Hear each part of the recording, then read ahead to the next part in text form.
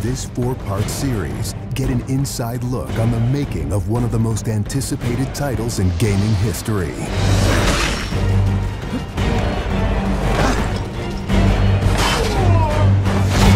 Inside Assassin's Creed 3. Connor is the brand new hero in the game. He's a brand new assassin. He's half Native American, half European. We wanted to build that base conflict into his background. Why are you here? When he begins his journey, he has a very clear sense of what is right and what is wrong. He is forever motivated by a desire to do the right thing. Commander, Connor. He's fighting for freedom and he's fighting against tyranny. You as Connor, as the assassin, are the critical part of the American Revolution.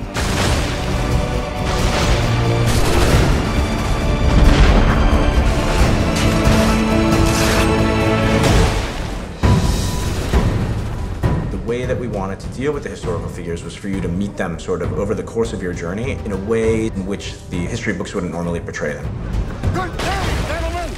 General Putnam.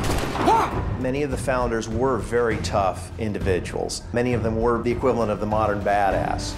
Our founding fathers were very hard, disciplined, dedicated individuals who wanted freedom, who wanted liberty, who wanted to express themselves their own way and not be controlled. These founding fathers were comfortable with war and they were warriors.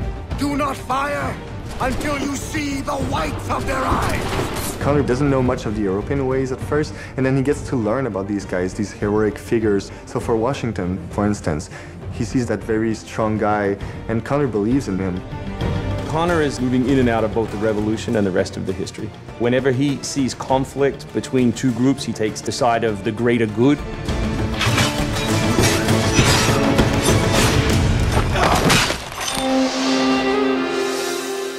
We've been working very closely with the Mohawk consultant on values as well on language. We are Gunyet Gahaga. Gunyet Gahaga means the people of the Flint. Agoroteka, you're doing great. And our language is called Gunyet Geha. Every time that he's with his people or in his village, they speak the language, which I think is really cool.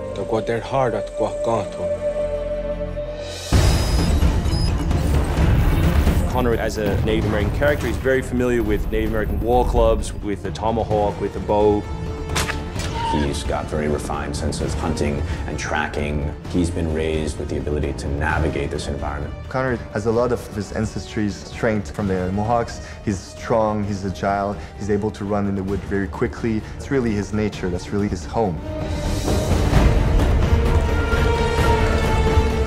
We had so many different versions of Connor, and he started off really slim, and then we bulked him up by adding fur and cloaks and all these things. Instead of this thin, lean assassin, like, he fills out his coat. He's just a warrior in every sense.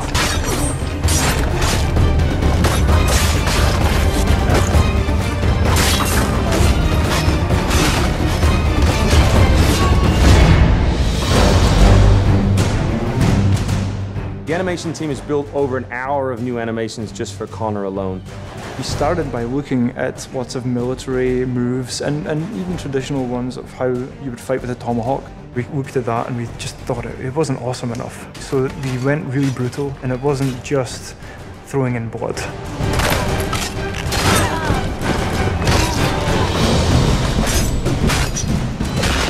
We put a lot of time into the navigation elements, and we've completely redone our climb system. We really wanted it to be much more organic. There's so much variety in what he can climb and how he can do it. Connor moves are directly inspired by parkour. Parkour is basically all about efficiency of movement, the quickest manner from point A to point B. When you see specific parkour movements, Connor doing a lazy vault or a dive roll, now, the movements themselves are very accurate. Connor moves in the game like I want to move in real life.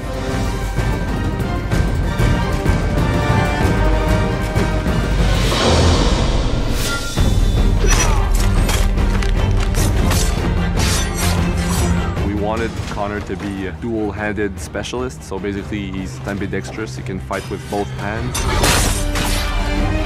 When he lands, the ground shakes. And when he fights, you know, people are getting knocked left, right, and center. He's very brutal.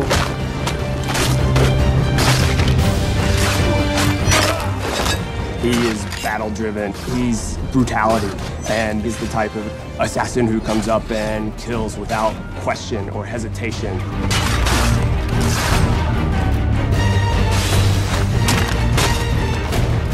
The soldiers were not really able to go up against Connor.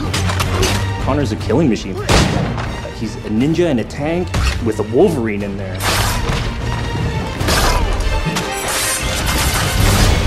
Next time on Inside Assassin's Creed 3, America by Land and Sea. You control the sea and you control the conflict. What's new about Assassin's Creed 3? Obviously new cities with New York and Boston. It was a gamble every year that you were out on the frontier, whether you're going to make it or not.